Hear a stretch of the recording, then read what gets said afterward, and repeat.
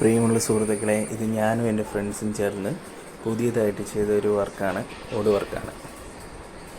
താല്പര്യമുള്ള സുഹൃത്തുക്കൾ ഈ വീഡിയോ കണ്ട് ഇഷ്ടപ്പെടുകയാണെങ്കിൽ ഇതുപോലെ ചെയ്യാൻ താല്പര്യമുള്ളവർ ഞങ്ങളെ കോൺടാക്ട് ചെയ്താൽ കഴിഞ്ഞ ഉത്തരവാദിത്തത്തോടു കൂടി തന്നെ ഈ വർക്ക് ഞങ്ങൾ ചെയ്തു തരുന്നതായിരിക്കും.